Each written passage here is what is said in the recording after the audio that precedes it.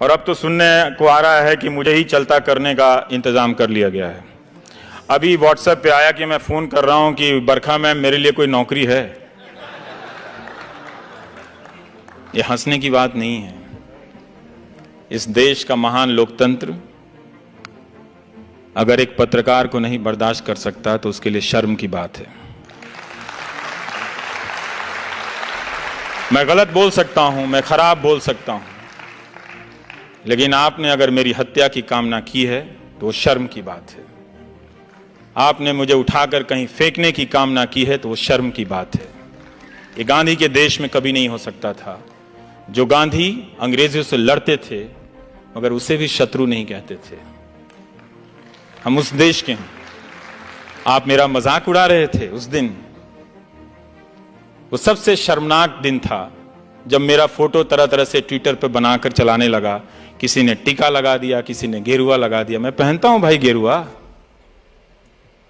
तुम पहनाओगे तो थोड़ी पहनूंगा। मैं पहनता हूं, लाखों लोग पहनते हैं गेरुआ इस देश में। क्या आप वो भी एक दिन टीवी चैनल से तय होगा कि सबको गेरुआ पहनना होगा? वो तो हम पहनते हैं अपने अपने पूजाओं में। और ये मजाक चल रहा था तो मैं यही सोच रहा था कि क्या एक अदना सा पत्रकार इतना महत्वपूर्ण हो गया कि उसे विस्थापित करने के लिए हुकूमत इतनी चालें चलेंगी? और क्या हम नहीं जानते कि कॉरपोरेट में टेक ओवर कैसे होता है? आपने दुनिया का इतिहास नहीं पढ़ा? और क्या आप हमेशा ये होता रहा है इसीलिए होते रहने देंगे? होते रहने दीजिए। आपको लगता है कि आपको फर्क नहीं पड़ेगा, फर्क आप ही को पड़ेगा। फर्क आप ही को पड़ेगा जब आपकी आवाज पहुंचने के हर रास्ते बंद कर दिए जाएंगे। जवाहरलाल नेहरू ने अमृत बाजार पत्रिका के संपादक को लिखा था कि अखबार आलोचना नहीं करेंगे तो कौन करेगा। मैं यहां इस हॉल में आ रहा था तो किसी ने उसका टेक्स्ट मुझे व्हाट्सएप किया था कि अखबार अगर आलोचना नहीं करेंगे तो सरकार की आलोचना कौन करेगा। सरकार की आलोचना करने पे बधाई मिलनी चाहिए। ये इसलिए महत्वपूर्ण है क्योंकि बाकी लोग नहीं करते हैं। 99% मीडिया एक गोदी मीडिया बन गया है। अब रोना रो रहा है कि जो 1% है वो भी गोदी मीडिया है। कमाल है साहब, कमाल है। सारा मीडिया खरीद के जेब में रख लो और दिन भर प्रोपेगेंडा हिंदू मुस्लिम एजेंडा चलाते रहो और कहो कि गोदी मीडिया दूसरी तरफ भी है। अपने देश को अपनी आंखों से देखिए। वो जो रात को एंकर आते हैं और आपको नेशनलिज्म का आधा पाठ पढ़ाते हैं, उनकी निगाह से मत देखिए। वो आपको इस देश की हकीकत से काट कर ले जा रहे हैं, एक ऐसे देश की दुनिया में जो है ही नहीं। हमारा मुल्क सबसे खूबसूरत मुल्कों में से एक है। कॉरपोरेट हमारा बड़ा कमाल का है। उसने पहले मीडिया को नेताओं के यहां पहुंचाया, नेताओं ने मीडिया को अपने पास रख लिया। अब कॉरपोरेट मीडिया तो खरीद लेता है, कई तरह के चैनल, लेकिन बोल वो भी नहीं पा रहा है बेचारा। जीएसटी से परेशान है, उसका धंधा चौपट है, बैंकों के खून निकल रहे हैं, बह रहे हैं, वो घाटे में दबे जा रहे हैं, मरे जा रहे हैं, कोई बोल नहीं रहा है। क्या बात है भाई, तुम भी डर गए? तुम तो बड़े बड़े चैनल खरीद लेते हो। किस लिए खरीदते हो? डरने के लिए? हमने डर में इतना निवेश नहीं देखा। जब डर प्रॉफिटेबल हो जाए तो जनता को सतर्क हो जाना चाहिए, क्योंकि इसमें उसका घाटा है, फायदा 2-4 लोगों का होता है। तो वो डर को प्रॉफिटेबल बिजनेस बना रहे हैं।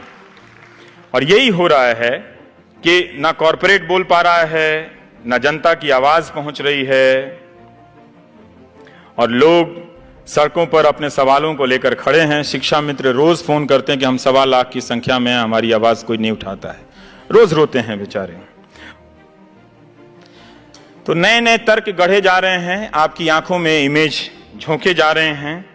मैं उम्मीद कर सकता हूं कि मेरा समय खत्म हो रहा होगा, लेकिन 2-4 बातें यही है कि लोकतंत्र की लड़ाई को आप आउटसोर्स मत कीजिए, गांधी की तरह सत्य के रास्ते पे चलिए, क्योंकि हमारे देश में सच बोलने का इकोसिस्टम नहीं है। इसे हमें स्वीकार कर लेना चाहिए और इस इकोसिस्टम को हमने नहीं बनने दिया है।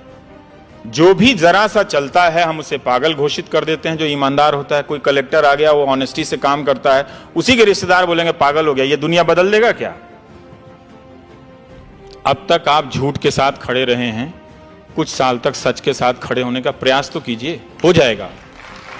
वो राजा हरिश्चंद्र की जो कहानी सुनाई जाती है कि वो बर्बाद हो गए, बने थे सत्यवादी चलने, पूरा परिवार तहस नहस हो गया, अंत में उनके पास कुछ भी नहीं बचा। ये कहानी इस देश में सुनाई जाती है राजा हरिश्चंद्र के लिए की। पता है क्यों? क्योंकि आप हमेशा डरे रहे। और ये कहानी कौन सुनाता है पता है? जो पावर में होता है। गांधी ने ठीक इसका उल्टा किया।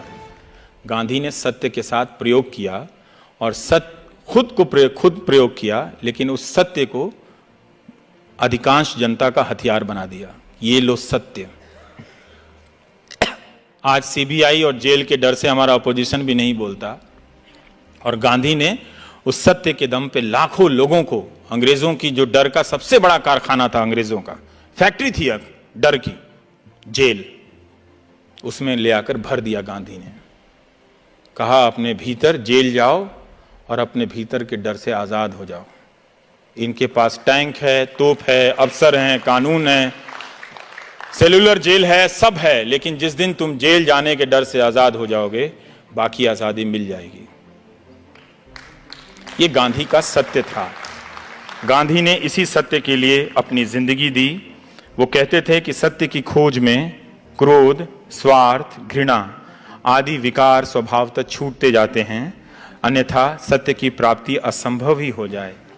सत्य की खोज में सफलता प्राप्त होने पर मनुष्य में प्रेम और घृणा, सुख और दुख आदि के द्वंद्वों से पूर्णतः मुक्त हो जाता है मनुष्य। और वो अपना पैमाना गांधी बनाते रहते हैं। आप देखेंगे कि गांधी अंतिम तक प्रयोग कर रहे हैं। वो हारते हैं। वो अपनी अहिंसा, जब भारत आज़ाद होता है तो जिस अहिंसा को लेकर वो 30 साल तक प्रयोग करते हैं, वो बिखर जाती है।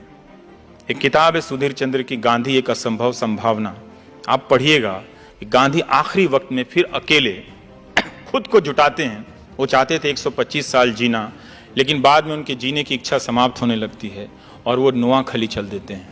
तो जैसे आज ट्रोल होता है, वैसे ही तब होता था कि बापू आप पहले बिहार क्यों नहीं जाते हैं, बापू आप कलकत्ता में क्यों नहीं रुकते, आप हिंदुओं के यहाँ क्यों नहीं रुकते, आप मुसलमानों के यहाँ क्यों नहीं रुकते।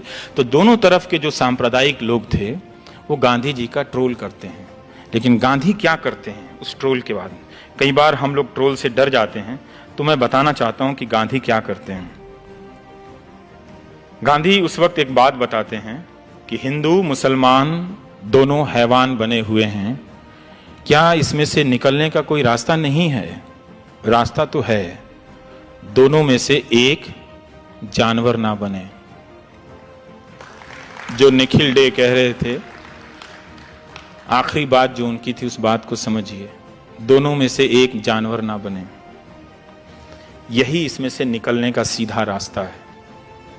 ये गांधी ने कहा था। और वो पहचानते थे, जब ये ट्रोल के जरिए किसी की हत्या पर उत्सव मनाया जाने लगा, यहाँ वहाँ के तर्कों से सवाल किए जाने लगे, तो लोगों ने कहा कि हम तो ऐसे ही थे, भीतर से हम लोग सब कम्युनल थे, बाहर आ गए उसमें। तो बाहर कम्युनल आए तो खराब लगे, तो उसमें नेशनलिज्म थोड़ा सा ऊपर से डाल दो, उसमें मलाई।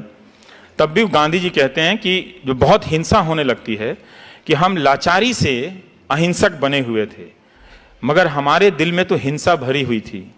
अब जब अंग्रेज यहां से हट रहे हैं, तो हम उस हिंसा को आपस में लड़कर खर्च कर रहे हैं।